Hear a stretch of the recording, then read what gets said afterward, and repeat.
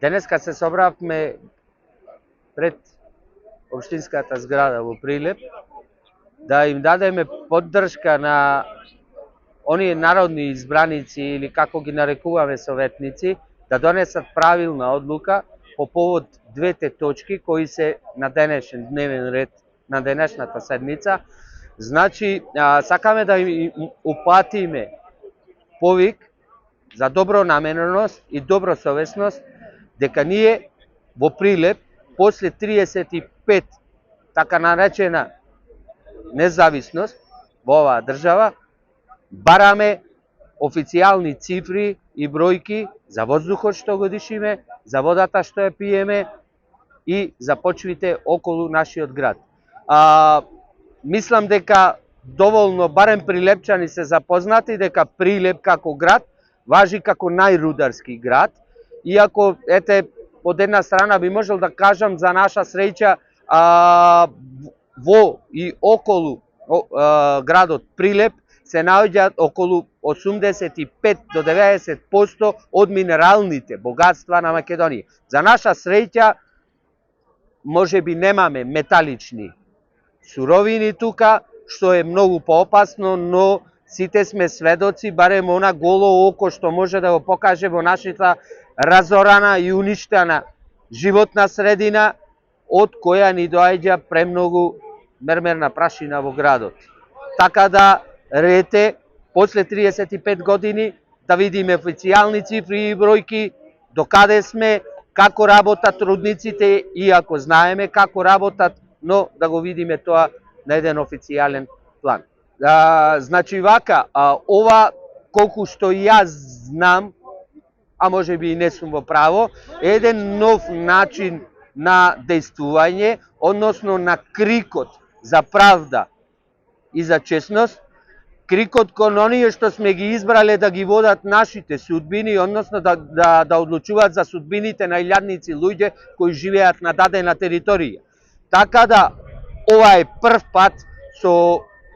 ваков, ова е, јас не би го нарекол притисок, ова е јавна поддршка да би донеле правилни одлуки во служба на својот народ, а не во нечија таму не знам од каде, што често знае да биде во служба и на надворешен фактор. На 3 овој месец до Советот на општина Прилеп како овластени предлагачи сите опозициони советници поднесува барање за итна седница пред донесување на законските измени на Законот за минерални суровини и Законот за јавно-приватно партнерство и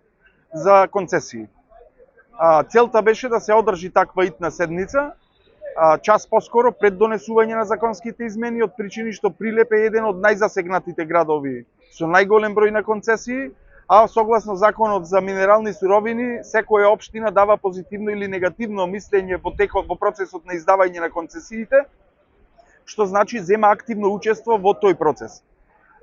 До денес председателката на Совет, за жал и мнозинството, не закажа итна седница, неделовнички, нестатутарно, беше должна да ја закаже итната седница, затоа што беше побарана од 1/3 од советниците. Денес ќе побараме одговор на таквото прашање, а овие луѓе се тука од причини што со донесените законски измени следи процес во кој што се загрозени 3 села на потегот на Плетвар, тоа е Оревоец, Плетвар и Крстец. И како редовна точка на дневен ред го имаме поставено денес барањето да се задолжи градоначалникот да отпочне со постапка за изготвување на кумулативна студија за влијанието на сите издадени концесии врз животната средина и здравието на луѓето, од причини што во изминативе 35 години никој не смогнал сила за да покажи на каков начин преку анализи ваквиот број на концесии влијаат на здравието на луѓето. Ние ја полниме државна клиника со пациенти од белодробни заболувања, од канцерогени заболувања, а се уште ја немаме испитано причината зошто токму од пелагонија бројот на такви пациенти во Скопје е најголем. Уште една битна работа за која што денес Советот треба да одлучува и е предложена како точка на дневен ред е предлогот за донесување на одлука за формирање на местна заедница Ореовец, како би се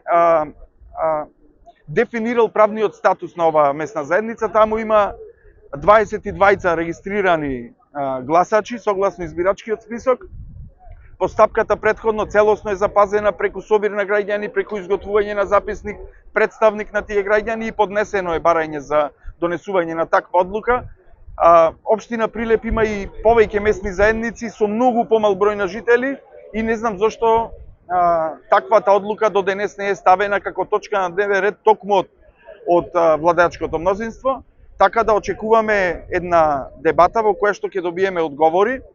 а ќе побараме и одговорност од председателот на Совет од причини што ваквиот начин на постапување и игнорирање на иницијативите на опозицијата, посебно кога тоа законот го наложува да е